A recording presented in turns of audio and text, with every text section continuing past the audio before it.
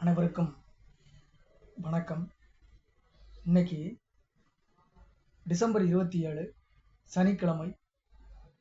Germany கணித மேதை மற்றும் வானவியல் மேதை ஜோகன்ஸ் கெப்லர், ஜெர்மனியைச் சேர்ந்த கணிதவியலாளர், வானியலாளர், ஜோதிடரான ஜோகன்ஸ் கெப்லர் பிறந்த தினம் இன்று. ஜெர்மனியின் வைல்டர்ஸ்காட் நகரில் 1571 பிறந்தார். இவரது தந்தை ஒரு வணிகர்.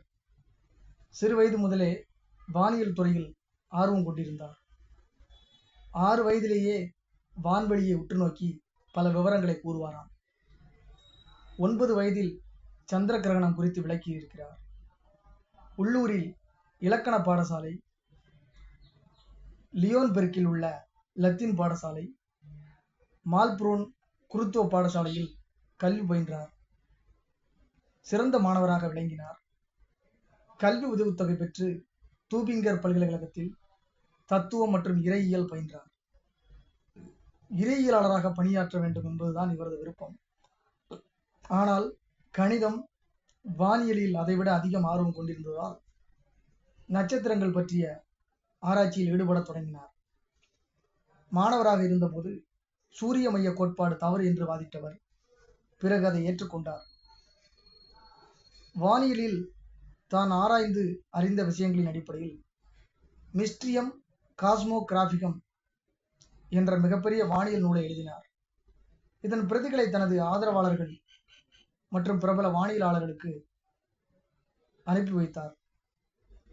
1596 இந்த நூல் வெளிவந்த பிறகு திறன் வாய்ந்த வானியலாளராக அங்கீகாரம் பெற்றார். காஸ்மோலாஜிஸ்ட், ஜோதிடவியலாளர் அப்படின்னா அஸ்ட்ராலஜிஸ்ட். இவரது வானியல் ஆராய்ச்சிகள் குறித்து அறிந்த தைக்கோ பிராகே என்ற வானியலாளர் தனது ஆராய்ச்சிகளுக்கு உதவுமாறு கூறினார். அவரிடம் 1600 உதவியாளராக சேர்ந்தார். கிராஸ் பல்கலைக்கழகத்தில் கணித பேராசிரியராக பணியாற்றினார். கோள்களின் இயக்கங்கள் தொடர்பான கோப்பர்னிக்கஸ் உட்பட பலரது கோட்பாடுகளையும் கற்றறிந்தார். 2ஆம் ரூடால்ப் மன்னரின் அரசவை கணிதவியலாளராகவும் ஜெனரல் வாலன்ஸ்டைனின் அரசவை ஜோதிடராகவும் பணியாற்றினார்.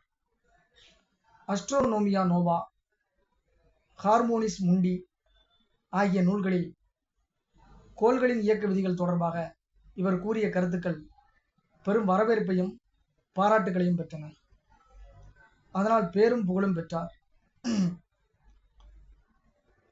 கோள் இயக்கம் தொடர்பாக பல ஆராய்ச்சிகளை மேற்கொண்டார். இது தொடர்பாக 3 விதிகளை கண்டறிந்தார். முதல் 2 விதிகள் பிரத்யேகமாக ஒற்றை கோள்களின் இயக்கம் குறித்து இருந்தன. 3வது விதி 2 கோள்களின் சுற்றுப்பாதைகள் குறித்த ஒப்பீடாக இருந்தது. அறிவியல் துறையிலும் பல குறிப்பிடத்தக்க பங்களிப்புகளை வழங்கினார். கண்களால் நாம் எப்படி பார்க்கிறோம் என்பதற்கு சரியான விளக்கம் தந்தார். கிட்ட பார்வை, தூர பார்வைக்கான கண்ணாடிகளை கண்டறிந்தார். எபிடோமி அஸ்ட்ரோனோமியா என்ற புகழ்பெற்ற நூலை 1621 வெளியிட்டார். தொலைநோக்கி வேலை செய்யும் விதத்தையும் விளக்கியிருக்கிறார்.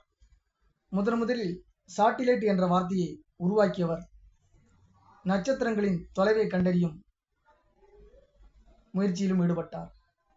கிறிஸ்து பிறந்த ஆண்டை கணக்கிட்டு கூறினார். கணிதவியலாளர், கோட்பாட்டு வான் இயற்பியலாளர், பிசிசிஸ்ட், அறிவியல் ஜோதிடர் என்று பன்முக பரிமாணம் கொண்ட ஜோகன்ஸ் கெப்லர் 59வது வயதில் 1630 மறைந்தார். கோள்களை கண்டறியும் நாசாவின் தொலைநோக்கிக்கு இவர் பெயர் வைக்கப்பட்டிருக்கிறது. ரொம்ப ஒரு முக்கியமான ஒரு ஆளுமை. ஜெர்மனி கணித மேதை மற்றும் வானியல் மேதை ஜோகன்ஸ் கெப்லர் இன்னைக்கு சனிக்கிழமை டிசம்பர் 27 பிறந்திருக்கிறாரு. இந்த நன்னாளாம் பொன்னாள் அதில் நம்ம இவரை சந்திச்சிருக்கிறோம். கிட்டத்தட்ட 16ஆம் நூற்றாண்டில் பிறந்தவர். நம்ம இப்போ 21வது நூற்றாண்டில் இருக்கிறோம். இருந்தாலும் அவருடைய முக்கியத்துவம் கருதி நம்ம இவரை பற்றி பார்த்துருக்கிறோம். நன்றி, வணக்கம்.